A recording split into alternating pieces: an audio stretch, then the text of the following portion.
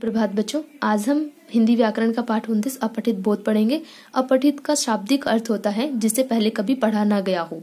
ये ऐसे गद्यांश या पद्यांश होते हैं जिन्हें विद्यार्थी पहले कभी नहीं पढ़ता, ठीक है ना, उसने ना कभी इसे अपने पाठ्यक्रम में पढ़ा होता है।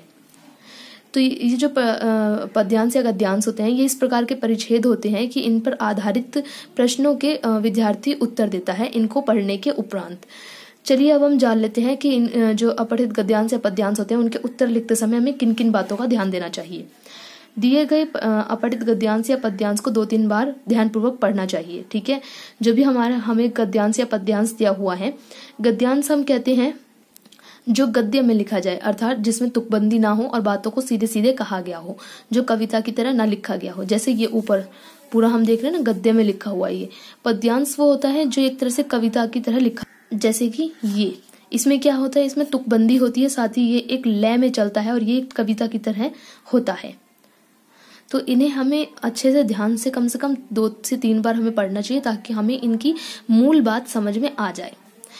उसके केंद्रीय भाव को समझने का प्रयास कीजिए। केंद्रीय भाव जो मतलब उसमें मूल भाव क्या है।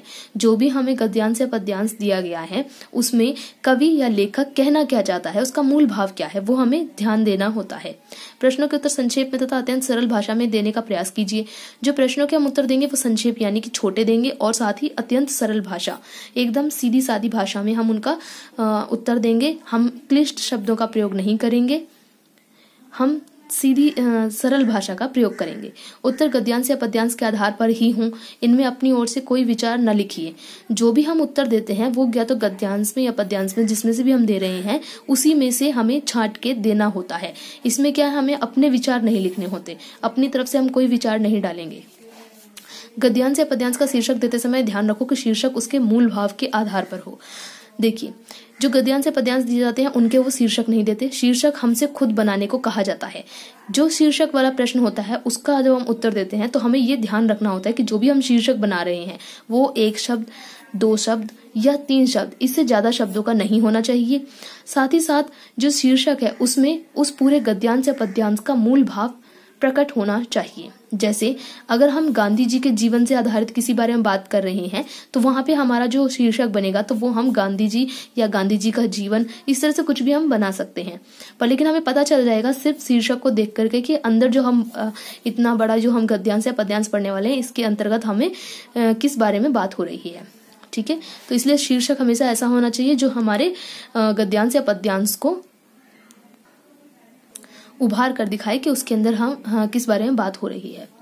अब हम जान लेते हैं किसी गद्यांश के बारे में। उदाहरण के तौर पे हम सबसे पहले इसी को ही देख लेते हैं, ये वाला जो इसमें देखो कहीं पे कोई शीर्षक नहीं दे रखा, सीधा एक गद्यांश है। चलिए हम गद्यांश को पढ़ते हैं। बसंत की सुबह एक नन्हा चरवाहा घाटी के ढलान पर अपनी भेड़ बकरियां चरा रहा था, ठीक है।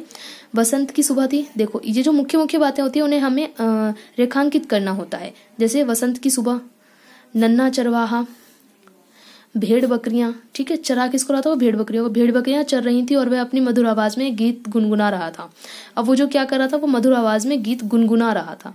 तो इस प्रकार की मुख्य बातों को हमें रेखांकित करते चलना होगा। तभी वहां का राजा शिकार के लिए भटकता भटकता उस घाटी में पहुंचा। कौन पहुंचा वहां शिकार के लिए? राजा। चरवाहे को इतना खुश देखकर राजा ने उससे पूछा, तुम इतने प्रसन्न क्यों हो? अभी ये जो सवाल है वो किसने किया है? वो राजा ने पूछा है। किससे पूछा है? चरवाहे से।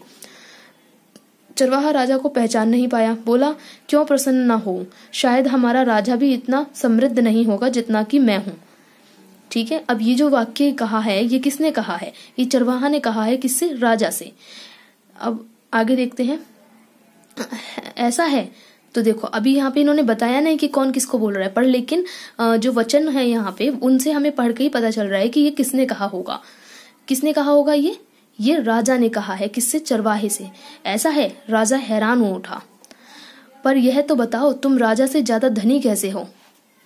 मेरे पास प्रकृति की संपदा है। किसकी संपदा है? प्रकृति की। यह सूरज मुझे रोशनी देता है। सूरज क्या करता है? रोशनी देता है। नीला आकाश मुझे बाहें पसारे दुलारता है। आकाश जो है वो क्या करता है, बस बाहें पसार के दुलारता है। यह घाटी अपनी पीठ पर मुझे लादे हुए किसी अनंत यात्रा का सुख देती है। अब जो घाटी है वो क्या करती है, पीठ पर लाद करके अनंत यात्रा का सुख देती है। मैं मस्त इन घने जंगलों की सुरसुराती हवा की बांसुरी सुनता रहता हूँ। जो हवा है, जंगल की जो हवा है वो क्या करती है, वो एक प्रकार की बांसुरी है। मुझे रोज पेट भर खाना मिल जाता है। साल भर में मैं अपनी जरूरत भर का कमा लेता हूँ। ना चोरों का डर, ना छीना झपटी की चिंता। किसका डर नहीं है, चोरों का डर नहीं और किसका छीना झपटी की चिंता नहीं। अब तुम ही बताओ, सुख संतोष की जो संपदा मेरे पास है वह राजा के पास होगी? ठीक है, अब ये जो सवाल किया है किसने किया, चरवाहे ने राजा से किया है। अब देखिए प्रश्न क्या बनता है, नन्हा चरवाहा क्या कर रहा था।